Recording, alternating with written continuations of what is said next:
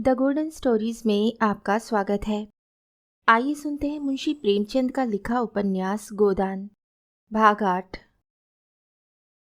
यह अभिनय जब समाप्त हुआ तो उधर रंगशाल में धनुष यज्ञ समाप्त हो चुका था और सामाजिक प्रहसन की तैयारी हो रही थी, मगर इन सज्जनों को उससे विशेष दिलचस्पी ना थी। केवल मिस्टर मेहता देखने गए और आदि से अंत तक जमे रहे। उन्हें बड़ा मज़ा आ रहा था।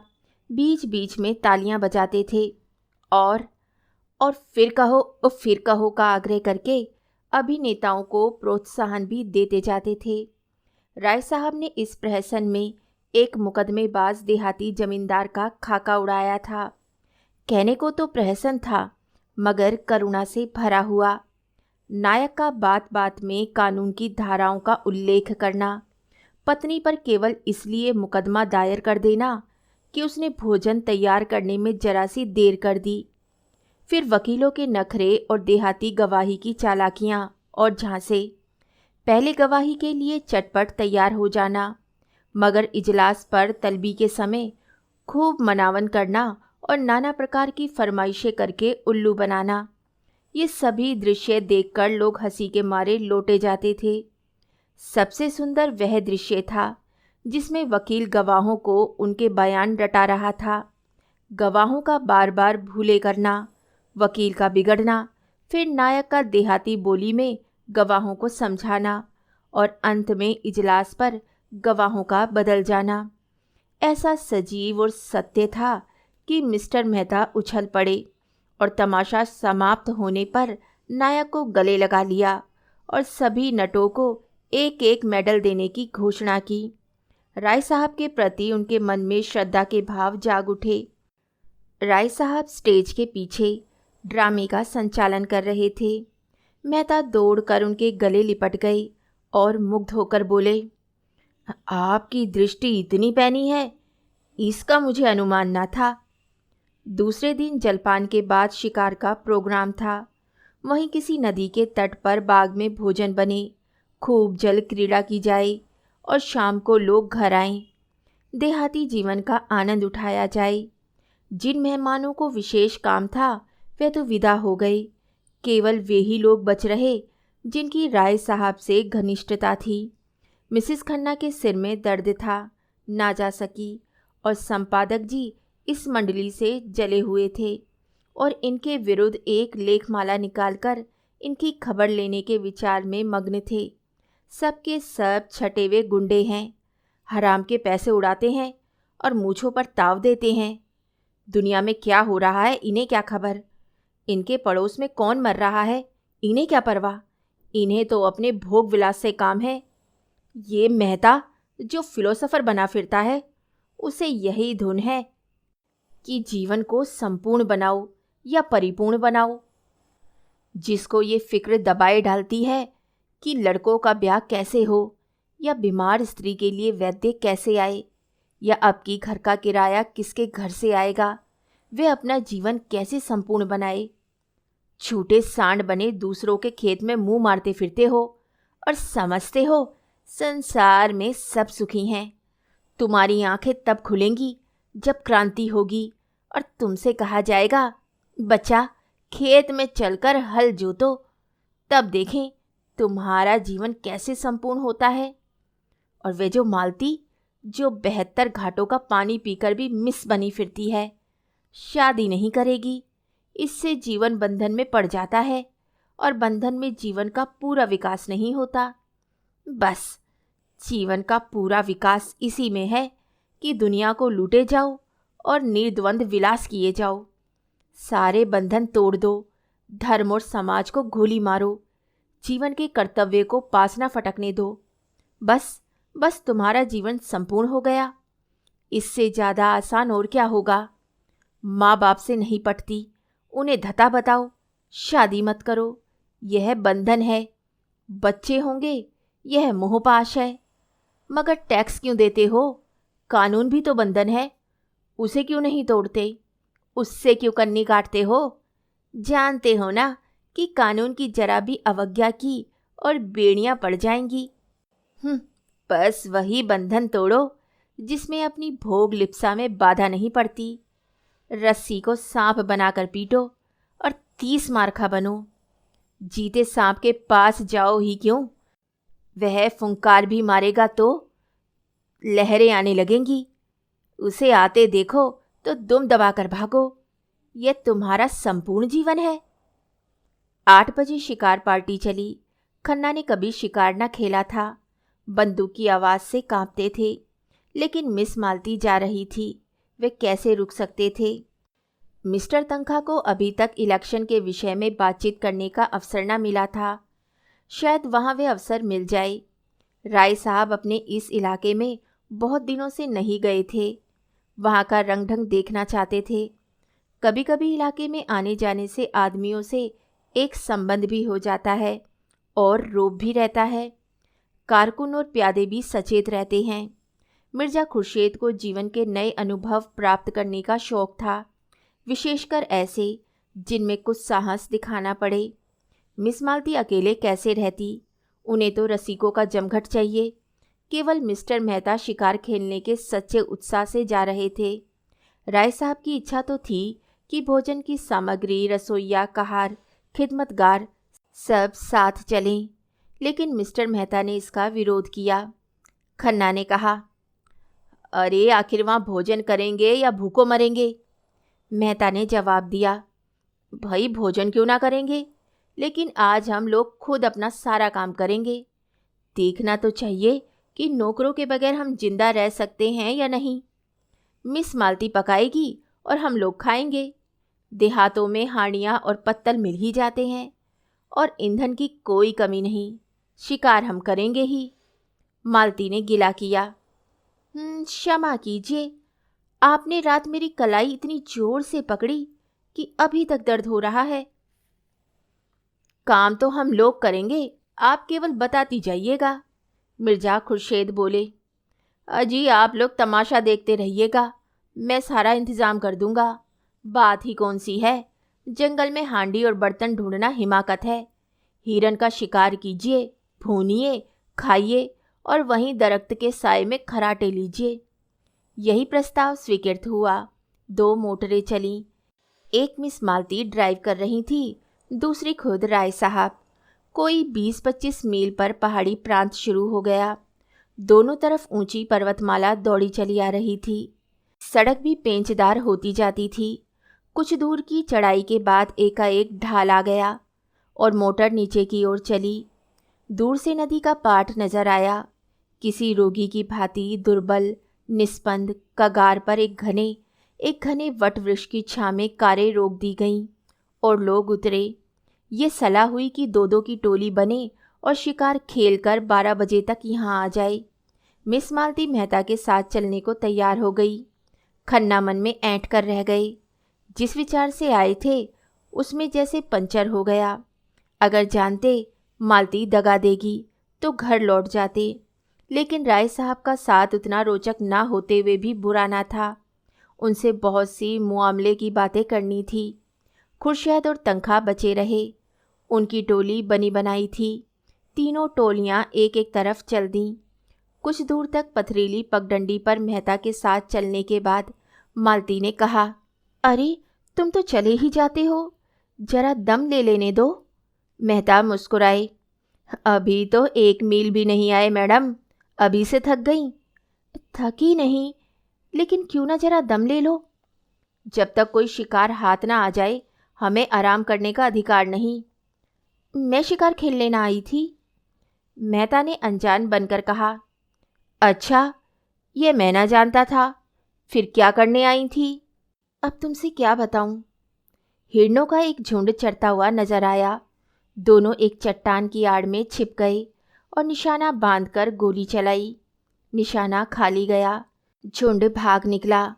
मालती ने पूछा, अब? कुछ नहीं, चलो फिर कोई शिकार मिलेगा। दोनों कुछ देर तक चुपचाप चलते रहे। फिर मालती ने जरा रुक कर कहा, गर्मी के मारे बुरा हाल हो रहा है, आओ एक वृक्ष के नीचे बैठ जाएं। अभी नहीं, तुम बैठना चाहती हो तो बैठो, मैं तो नहीं बैठता। बड़े निर्दयी हो तुम, सच कहती हूँ। जब तक कोई शिकार न मिल जाए मैं बैठ नहीं सकता। तब तो तुम मुझे मार ही डालोगे। अच्छा बताओ, रात तुमने मुझे इतना क्यों सताया? मुझे तुम्हारे ऊपर बड़ा क्रोध आ रहा था। याद है तुमने मुझे क्या कहा था? तुम हमारे साथ चलेगा दिलदार? मैं न जानती थी तुम इतने शरीर हो। अच्छा अच्छा सच कहना, तुम उस वक्त मुझे अपने साथ ले जाते?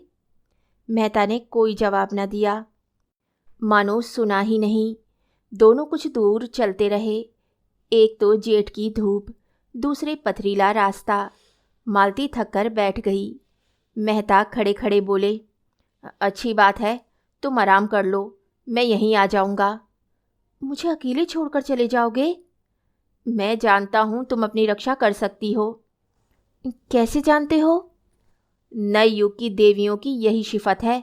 वे मर्द का आश्रय नहीं चाहती, उससे कंधा मिलाकर चलना चाहती हैं। मालती ने झेपते हुए कहा, तुम तुम कोरे फिलोसोफर हो मेहता, सच। सामने वृक्ष पर एक मोर बैठा हुआ था। मेहता ने निशाना साधा और बंदूक चलाई। मोर उड़ गया। मालती प्रसन्न होकर बोली, बहुत अच्छा हुआ, मेरा शाप पड़ा। मेहता ने बंदूक कंधे पर रखकर कहा, तुमने मुझे नहीं, अपने आप को शाप दिया।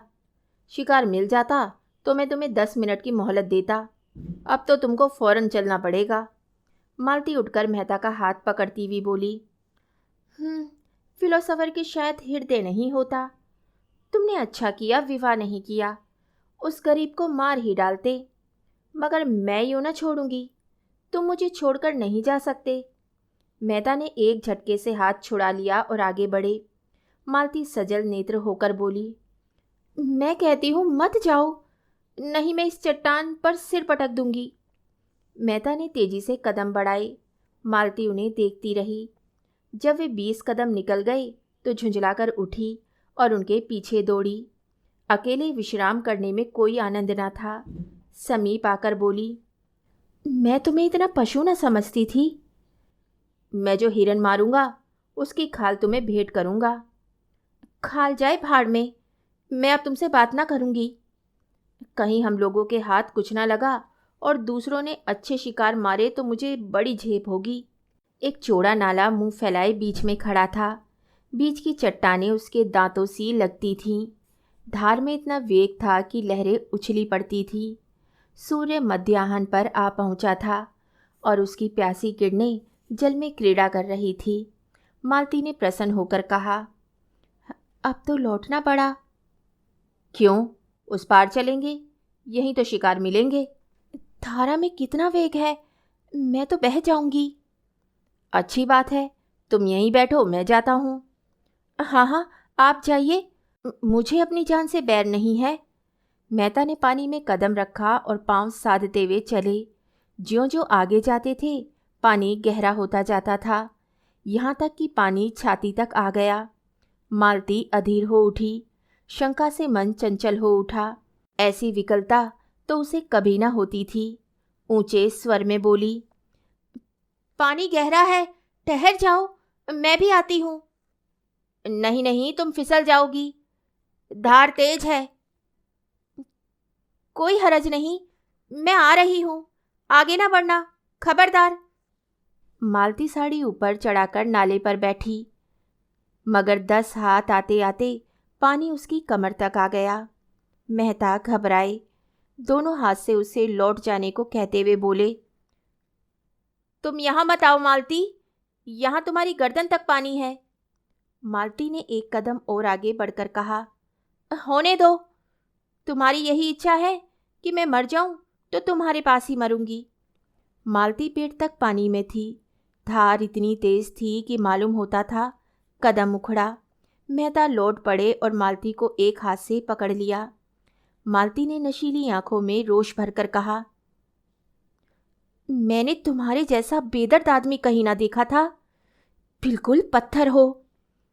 खैर आज सता लो, जितना सताते बने मैं भी कभी समझूंगी। मालती के पांव उखड़ते हुए मालूम हुए। वे बंदूक संभालती हुई उनसे चिमट गई। मेहता ने आश्वासन देते हुए कहा, तुम यहाँ खड़ी नहीं रह सकती मालती, मैं तुम्हें अपने कंधे पर बिठाई लेता हूँ। मालती ने भ्रिकुटी टेढ़ी करके कहा। तो उस पार जाना क्या इतना ज़रूरी है? मेहता ने कुछ उत्तर न दिया। बंदूक कनपटी से कंधे पर दबा ली और मालती को दोनों हाथों से उठाकर कंधे पर बैठा लिया। मालती अपनी पुलक को छिपाती हुई बोली, अगर कोई देख ले, भद्दा तो लगता है। 2 पग के बाद उसने करुण स्वर में कहा, अच्छा बताओ, मैं यहीं पानी में डूब जाऊं तो तुम्हें रंज हो या ना हो? मैं तो समझती हूँ तुम्हें बिल्कुल रंज ना होगा। मेहता ने आहत स्वर में कहा, तुम समझती हो मैं आदमी नहीं हूँ। मैं तो यही समझती हूँ, क्यों छिपाऊँ? सच कहती हो मालती? तुम क्या समझते हो? मैं कभी बतलाऊंगा। पानी मेहता की गर्दन तक आ गया। कहीं अगला कदम उठाते ही सिर तक ना आ जाए। मालती का हृदय धक धक करने लगा। बोली, मेहता, ईश्वर के लिए अब आगे मत जाओ। नहीं नहीं, मैं पानी में कूद पड़ूंगी। उस संकट में मालती को ईश्वर याद आया, जिसका वे मजाक उड़ाया करती थी। जानती थी ईश्वर कहीं बैठा नहीं है जो आकर उन्हें उबार लेगा, लेकिन मन को जिस अवलंबन और शक्ति की ज़रूरत थी वह और कहाँ मिल सकती थी। पानी कम होने लगा था। मालती ने प्रसन्न होकर कहा, अब तुम मुझे उतार दो। नहीं नहीं, चुपचाप बैठी रहो, कहीं आगे कोई गड्ढा मिल जाए। तुम समझते होगे ये कितनी स्वार्थनी है। मुझे इसकी मजदूरी दे देना। मालती के मन में गुदगुदी हुई। क्या मजदूरी लोगे? यही कि जब तुम्हें जीवन में ऐसा कोई अवसर आए तो मुझे बुला लेना। किनारे आ गए। मालती ने रेत पर अपनी साड़ी का पानी निचोड़ा, जूते का पानी निकाला, मुंह हाथ धोया, पर ये शब्द अपने रहस्य में आशय के साथ उसके सामने नाचते रहे। उसने इस अनुभव का आनंद उठाते हुए कहा, यह दिन याद रहेगा? मेहता ने पूछा। तुम बहुत डर रही थी। पहले तो डरी, लेकिन फिर मुझे विश्वास हो गया कि तुम हम दोनों की रक्षा कर सकते हो। मेहता ने गर्व से मालती को देखा। उनके मुख पर परिश्रम की लाली के साथ तेज था। मुझे ये सुनकर कितना आनंद आ रहा है तुम ये समझ सकोगी मालती। तुमने समझाया कब? उल्टे और जंगलों में घसीटते फिरते हो और अभी फिर लौटती बार यही नाला पार करना पड़ेगा। तुमने कैसी आफत में जान डाल दी। मुझे तुम्हारे साथ रहना पड़े तो एक दिन ना पटे। मेहता मुस्कुराए। इन शब्दों का संकेत खूब समझ रहे थे। तुम मुझे इतना दुष्ट समझती हो, और जो मैं कहूँ कि तुमसे प्रेम करता हूँ, मुझसे विवाह करोगी? ऐसी काट कठोर से कौन विवाह करेगा? रात दिन जलाकर मार डालोगे। और मधुर नेत्रों से देखा, मानो कह रही हो, इसका आशय तुम खूब समझते हो, इतने बुद्धू नहीं हो। मेहता ने जैसे सचेत होकर कहा, तुम सच कहती हो मालती। मैं किसी रमणी को प्रसन्न नहीं रख सकता। मुझसे कोई स्त्री प्रेम का स्वांग नहीं कर सकती। मैं उसके अंतस्थल तक पहुंच जाऊंगा, फिर उससे आरुचि हो जाएगी। मालती कांप उठी। इन शब्दों में कितना सत्य था। उसने पूछा, अच्छा बताओ, तुम कैसे प्रेम से संतुष्ट होगे? बस यही कि जो मन में हो वही मुख पर हो। मेरे लिए रूप रंग और हाव भाव और नाजो अंदाज का मूल्य उतना ही है जितना होना चाहिए। मैं वे भोजन चाहता हूँ जिससे आत्मा की तृप्ति हो। उत्तेजक और शोषक पदार्थों की मुझे ज़रूरत नहीं। मालती ने होठ सिकोड़कर ऊपर की सांस खींचते हुए कहा, मेरे विषय में तुम्हारा क्या ख्याल है? मेहता ने नटखटपन से मुस्कुराकर कहा, तुम सब कुछ कर सकती हो। बुद्धिमती हो, चतुर हो, प्रतिभावान हो, दयालु हो, चंचल हो, स्वाभिमानी हो, त्याग कर सकती हो, लेकिन प्रेम नहीं कर सकती। मालती ने पैनी दृष्टि से ताक कर कहा, झूठे हो तुम, बिल्कुल झूठे। मुझे तुम्हारा ये दावा निस्सार मालूम होता है। कि तुम नारी हृदय तक पहुंच जाते हो। दोनों नाले के किनारे किनारे चले जा रहे थे। 12 बज चुके थे, पर अब मालती को ना विश्राम की इच्छा थी, ना लौटने की। आज के संभाषण में उसे एक ऐसा आनंद आ रहा था जो उसके लिए बिल्कुल नया था। उसने कितने ही विद्वानों और नेताओं को एक मुस्कान में, एक चितवन में, एक रसीले वाक्य से उल्लू बनाकर छोड़ दिया था। ऐसी बालू की दीवार पर वे जीवन का आधार नहीं रख सकती थी। आज उसे वे कठोर ठोस पत्थर सी भूमि मिल गई थी जो फावड़ों से चिंगारियां निकाल रही थी, और उसकी कठोरता उसे उत्तरोत्तर मोह लेती थी। धाई की आवाज़ हुई। एक लाल सर नाले पर उड़ा जा रहा था। मेहता ने निशाना मारा।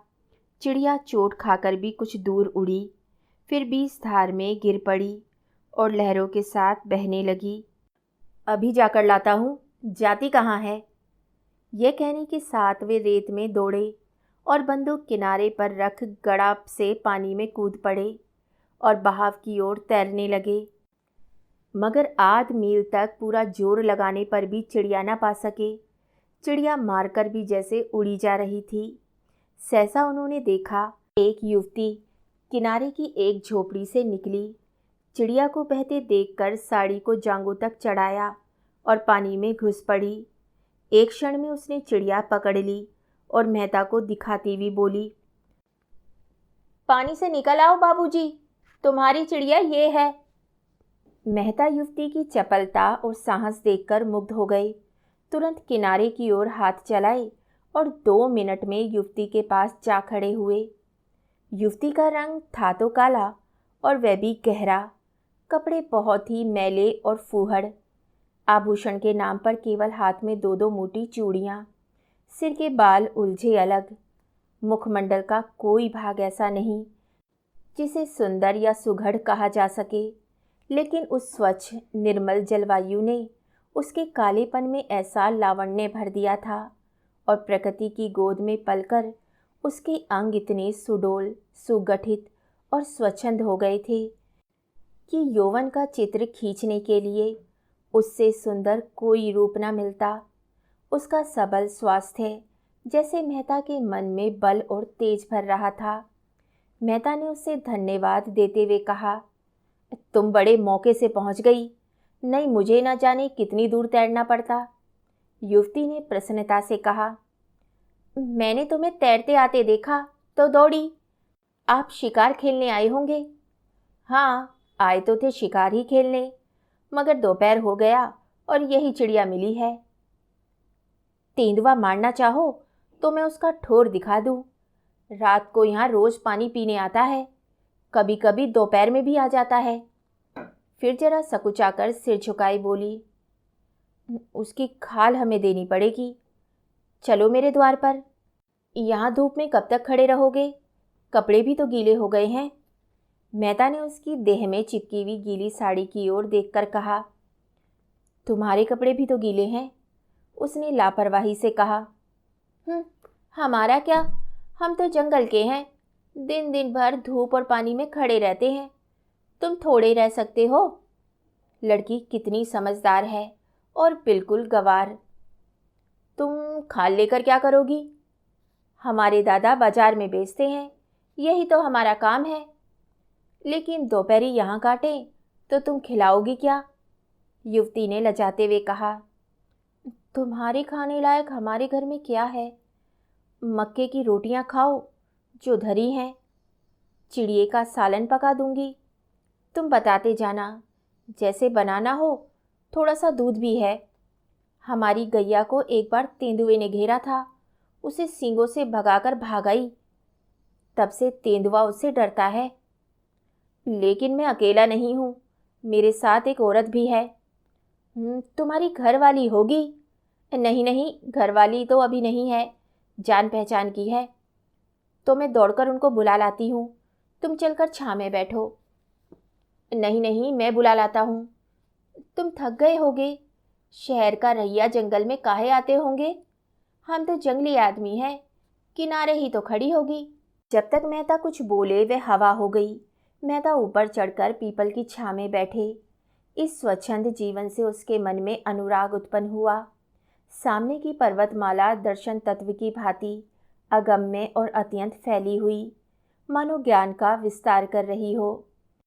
मानो आत्मा उस ज्ञान को, उस प्रकाश को, उस अगम्यता को उसके प्रत्यक्ष विराट रूप में देख रही हो। दूर के एक बहुत ऊंचे शिखर पर एक छोटा सा मंदिर था, जो उस अगम्यता में बुद्धि की भांति ऊंचा पर खोया हुआ सा खड़ा था, मानो वहां तक पर मारकर पक्षी विश्राम लेना चाहते हैं और कहीं स्थान नहीं पाता। मेहता इन्हीं विचारों में डूबे हुए थे कि युवती मिस मालती को साथ लिए आ पहुंची। एक वन पुष्प की भांति धूप में खिली हुई, दूसरे गमले की फूल की भांति धूप में मुरझाई और निर्जीव। मालती ने बेदिली के साथ कहा, पीपल की छांव बहुत अच्छी लग रही है क्या? और यहाँ भूख के मारे प्राण निकले जा रहे हैं। युवती दो बड़े बड़े मटके उठा लाई और बोली, तुम जब तक यहीं बैठो, मैं अभी दौड़ कर पानी लाती हूँ, फिर चूल्हा जला दूंगी और मेरे हाथ का खाओ तो मैं एक क्षण में बाटियाँ सेक दूंगी। नहीं, अपने आप सेक लेना। हाँ, गेहूं का आटा मेरे घर में नहीं है और यहाँ कहीं कोई दुकान भी नहीं है कि ला दूं। मालती को मेहता पर क्रोध आ रहा था। बोली, तुम यहाँ क्यों आकर पड़े रहे? मेहता ने चिढ़ाते हुए कहा, एक दिन जरा इस जीवन का आनंद भी तो उठाओ। देखो, मक्के की रोटियों में कितना स्वाद है। मुझसे मक्के की रोटियां खाई ही ना जाएंगी और किसी तरह निगल भी जाऊं तो हजम ना होंगी। तुम्हारे साथ आकर मैं बहुत पछता रही हूँ। रास्ते भर दौड़ाकर मार डाला और अब यहाँ लाकर पटक दिया। मेहता ने कपड़े उतार दिए थे और केवल एक नीला जांघिया पहने बैठे हुए थे। युवती को मटके ले जाते देखा तो उसके हाथ से मटके छीन लिए और कुएं पर पानी भरने चले। दर्शन के गहरे अध्ययन में भी उन्होंने अपने स्वास्थ्य की रक्षा की थी और दोनों मटके लेकर चलते हुए उनकी मांसल और चौड़ी छाती और मछलीदार जांघें किसी यूनानी प्रतिमा के सुगठित अंगों की भांति उनके पुरुषार्थ का परिचय दे रही थी। युवती उन्हें पानी खींचते हुए अनुराग भरी आंखों से देख रही थी। वे अब उसकी दया के पात्र नहीं, श्रद्धा के पात्र हो गए थे। कुआं बहुत गहरा था, कोई 60 हाथ।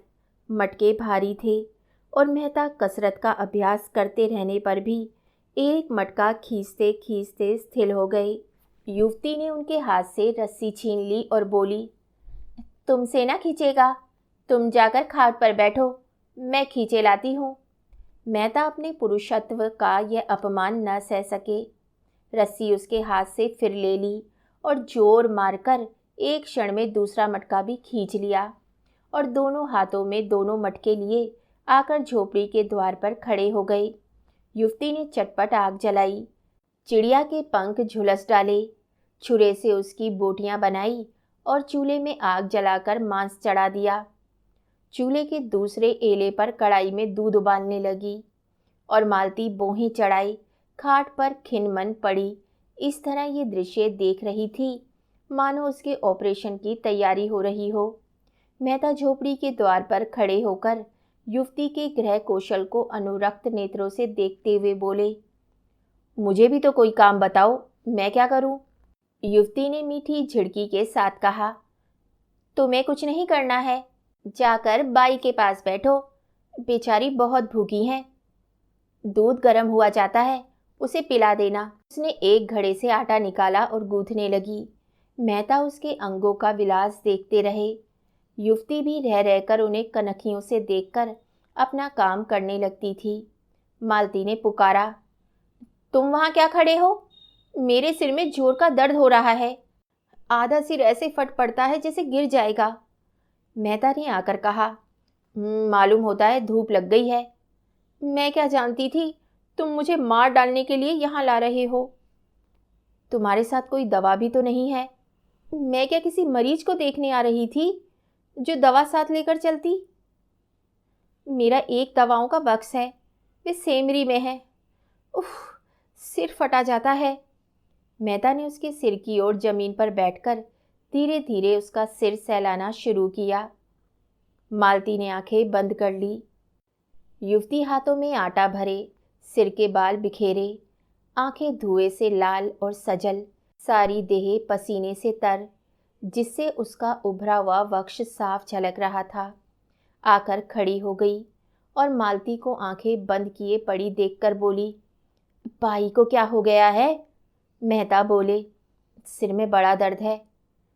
पूरे सिर में है कि आधे में? आधे में बतलाती है। दाईं ओर है कि बाईं ओर? बाईं ओर।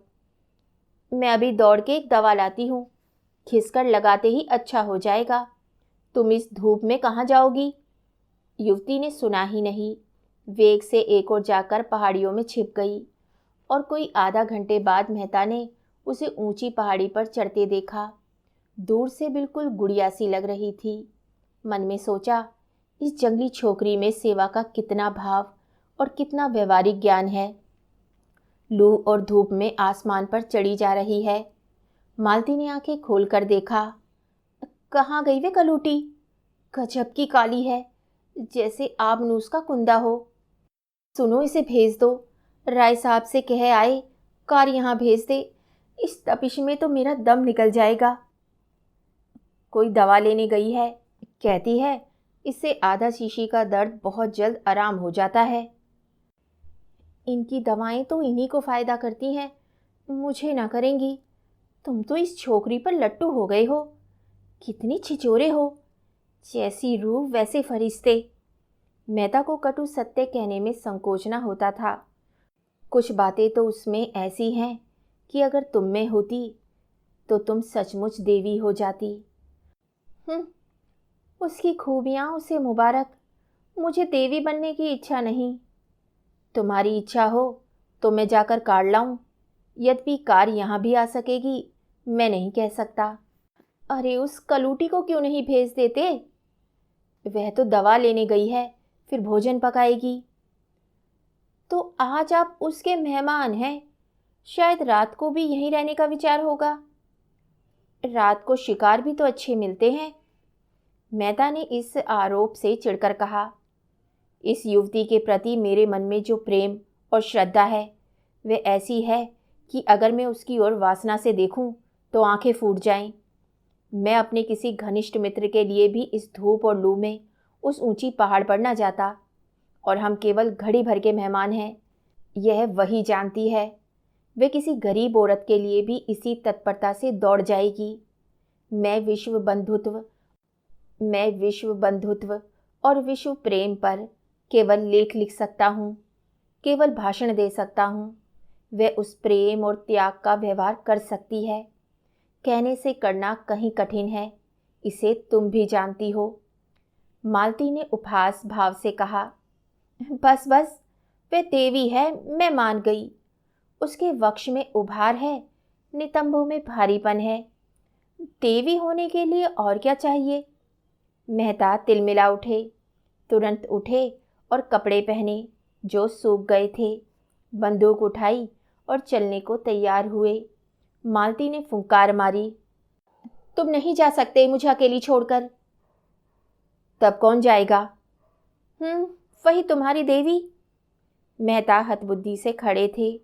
नारी पुरुष पर कितनी आसानी से विजय पा सकती है, इसका आज उन्हें जीवन में पहला अनुभव हुआ।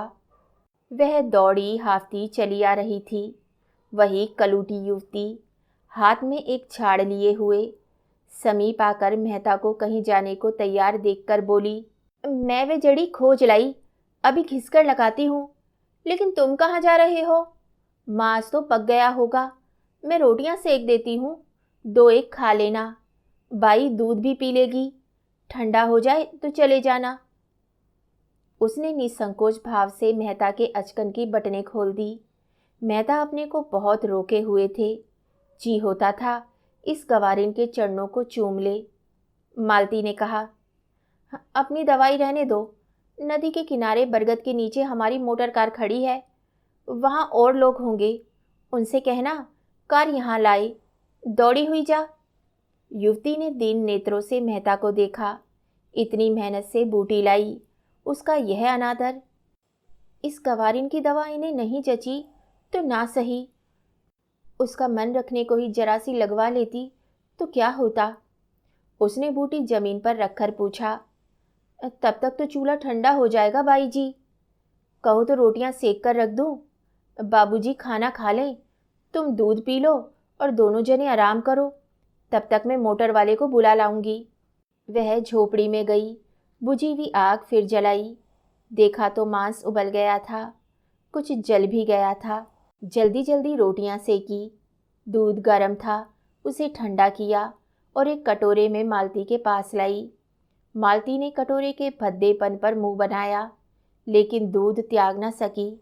मेहता झोपड़ी के द्वार पर बैठकर एक थाली में मांस और रोटियां खाने लगे। युवती खड़ी पंखा जल रही थी। मालती ने युवती से कहा, उन्हें खाने दो, कहीं भागे नहीं जाते हैं, तू जाकर गाड़ी ला। युवती ने मालती की ओर एक बार सवाल की आंखों से देखा। ये क्या चाहती है, इनका आशय क्या है। उसे मालती के चेहरे पर रोगियों सी नम्रता और कृतज्ञता और याचना ना दिखाई दी। उसकी जगह अभिमान और प्रमाद की झलक थी। गवारिन मनोभावों को पहचानने में चतुर थी। बोली, मैं किसी की लौंडी नहीं हूँ बाई जी, तुम बड़ी हो, अपने घर की बड़ी होगी, मैं तुमसे कुछ मांगने तो नहीं आती, मैं गाड़ी ले लेना चाहूँगी। मालती ने डांटा। अच्छा, तूने गुस्ताखी पर कमर बांधी, पता तू किसके इलाके में रहती है। राय साहब का इलाका है, तो तुझे उन्हीं राय साहब के हाथों हंटरों से पिटवाऊंगी। मुझे पिटवाने से तुम्हें सुख मिले तो पिटवा लेना बाई जी, कोई रानी महारानी थोड़ी हूँ कि लश्कर भेजनी पड़ेगी। मेहता ने दो चार कोर निगले थे कि मालती की ये बातें सुनी। कोर कंठ में अटक गया। जल्दी से हाथ धोया और बोले, वह नहीं जाएगी, मैं जा रहा हूँ। मालती भी खड़ी हो गई। उसे जाना पड़ेगा, मेहता ने अंग्रेजी में कहा। उसका अपमान करके तुम अपना सम्मान बढ़ा नहीं रही हो मालती। मालती ने फटकार बताई। ऐसे ही लौंडियां मर्दों को पसंद आती हैं, जिनमें और कोई गुण हो या ना हो, उनकी टहल दौड़ दौड़कर प्रसन्न मन से करे और अपना भाग्य सराहे कि इस पुरुष ने मुझसे ये काम करने को तो कहा। वह देवियां हैं, शक्तियां हैं, विभूतियां हैं। मैं समझती थी वह पुरुषत्व तुम में कम से कम नहीं है, लेकिन अंदर से संस्कारों से तुम भी वही बर्बर हो। आप मनोविज्ञान के पंडित थे, मालती के मनोरहस्यों को समझ रहे थे। ईर्ष्या का ऐसा अनोखा उदाहरण उन्हें कभी न मिला था। उस रमणी में जो इतनी मृदु स्वभाव, इतनी उदार, इतनी प्रसन्न मुख थी। ईर्ष्या की प्रचंड ज्वाला। बोले, कुछ भी कहो, मैं उसे न जाने दूंगा। उसकी सेवाओं और कृपाओं का ये पुरस्कार देकर मैं अपनी नज़रों में नीच नहीं बन सकता। मेहता के स्वर में कुछ ऐसा तेज था कि मालती धीरे से उठी और चलने को तैयार हो गई। उसने जलकर कहा, अच्छा तो मैं ही जाती हूँ, तुम उसके चरणों की पूजा करके पीछे आना। मालती 2-3 कदम चली गई तो मेहता ने युवती से कहा, अब मुझे आज्ञा दो बहन, तुम्हारा ये नेह, तुम्हारी निस्वार्थ सेवा हमेशा याद रहेगी। युवती ने दोनों हाथों से सजल नेत्र होकर उन्हें प्रणाम किया और झोपड़ी के अंदर चली गई। आगे की कहानी सुनिए अगले भाग में। तब तक के लिए धन्यवाद।